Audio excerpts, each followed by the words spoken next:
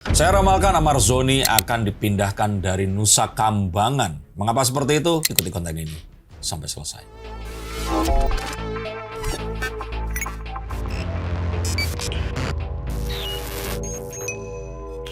Halo Sainsikers, kembali berjumpa bersama saya Denny Darko. Tidak ada yang namanya misteri, yang ada adalah tanda-tandain kita semua. Coba untuk mengerti. Saya melihat bahwa Amar Zoni ini akan segera dipindahkan kembali ke lapas yang normal, bukan ke maximum security prison seperti di Nusa Kambangan. Mengapa seperti itu? Kita lihat tanda-tandanya. Mas Denny Darko, setelah Amar Zoni masuk ke Nusa Kambangan, banyak perdebatan juga nih di sosial media, walaupun polisi juga sudah menjelaskan dalam press conference-nya di mana Amar Zoni ini diduga terlibat di dalam peredaran narkotika di dalam lapas begitu. Tapi di satu sisi juga ya ada Ustadz Dery yang menerima surat dari Amar Zoni karena dia mengaku mungkin tidak bersalah atau seperti apapun itu. Cuman di satu sisi juga ada Mas Raffi Ahmad, seperti yang kita tahu, ingin mengunjungi Mas Amar Zoni. Akankah ini bisa menjadi juru selamat bagi Amar Zoni? Yang pertama, saya mengecam apa yang dilakukan oleh Amar Zoni yang sampai beberapa kali mengkonsumsi narkoba, dan saya juga mengecam pada mereka yang menggunakan narkoba, tentu saja tanpa pengawasan dokter ya, yang kegunaannya untuk rekreatif itu tadi. Jadi dengan tetap mengedepankan itu, saya ingin mengatakan bahwa ada memang keganjilan saat Amar Zoni ini dipindahkan ke maximum security prison. Karena biasanya tempat seperti itu tuh untuk orang yang orang yang melakukan kejahatan sampai berulang kali. Dan secara kalau kita bilang masif dan sangat jelas, itu bisa dibuktikan kalau dia ini seorang pengedar kayak Ferry Budiman. Nah, seperti itu.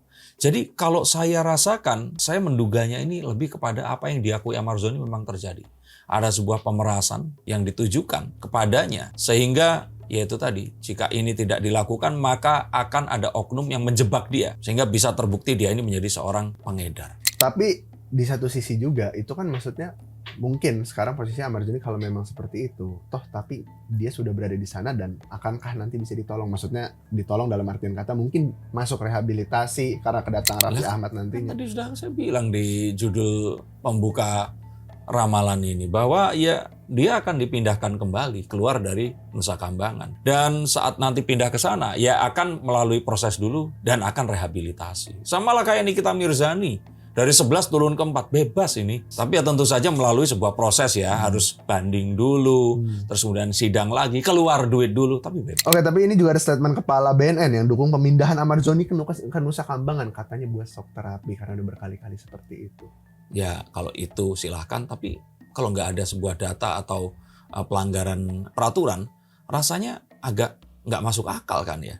Nah makanya di sini harus dibuktikan. Jika saat ini dia terus kemudian ditingkatkan penahanannya, maka harus muncul sebuah asesmen yang jelas di titik yang mana pelanggaran yang dilakukan dan peredarannya itu apa yang diedarkan. Karena masyarakat juga berhak ingin tahu pengelolaan lapas yang saat ini ya orang-orang masih tetap mempertanyakan masih kayak dulu atau enggak gitu loh. Karena masyarakat dengan sering ya kayak mendengarkan podcast Om Tio Pakusadewo dan juga orang-orang yang lain menceritakan kondisi lapas. Bahkan terakhir juga Mas Deddy Corbuzier mewawancara Coki Pardede tentang keadaan di lapas seperti apa. Kita tahu bahwa ya, lapas itu mengikuti negaranya. Kalau negara dunia ketiga, lapasnya dunia ke-11 gitu kayaknya. Ya saya tetap berharap ini ada sebuah investigasi yang menyeluruh. Tapi maksudnya untuk kasus Amar Zoni dulu ya, mari kita berbicara tentang ya udah Amar Zoni terlepas dia public figure atau bukan.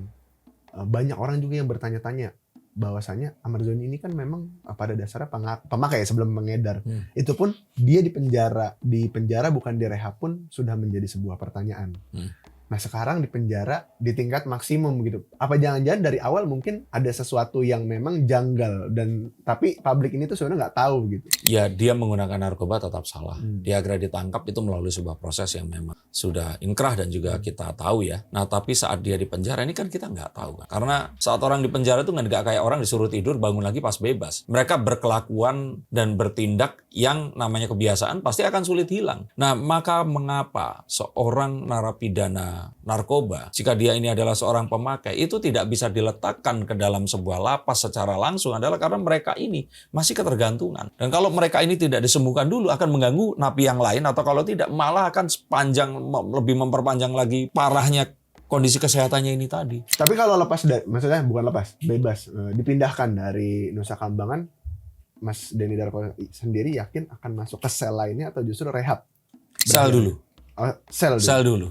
Baru nanti rehab. Jadi kalau menurut saya nggak akan. Karena kalau terlalu cepat rehab malah akan menimbulkan sebuah konflik juga yang akan menjadi sorotan. Kenapa kalau artis kok gampang seperti itu.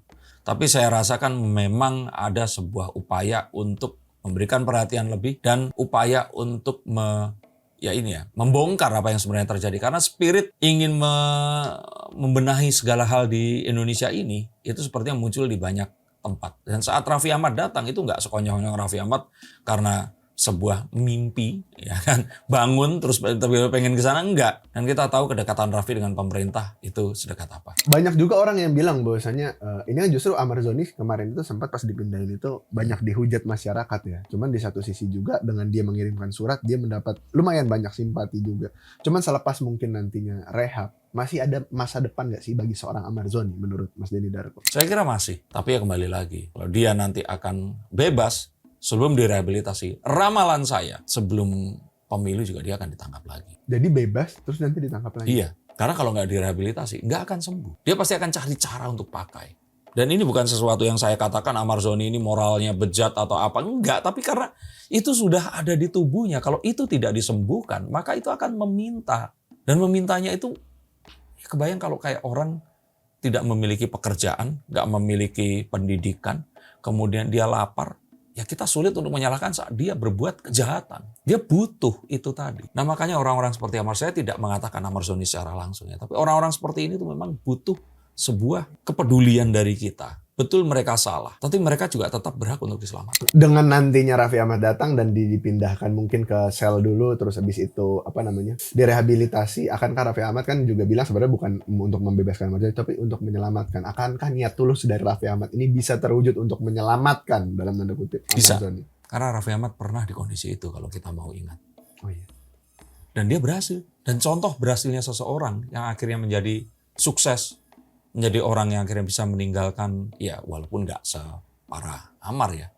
Tapi kita tahu bahwa orang itu bisa berubah, asalkan mereka diberi kesempatan. Ahmad Zoni memang harus menjalani masa hukumannya. Tapi nggak terus dengan satu ketidakpastian dan ini kan gelap ya yang menyebabkan dia ini apa. Terus tiba-tiba dipindahin ke maximum security, kayak Daredevil gitu, ditutup matanya setengah.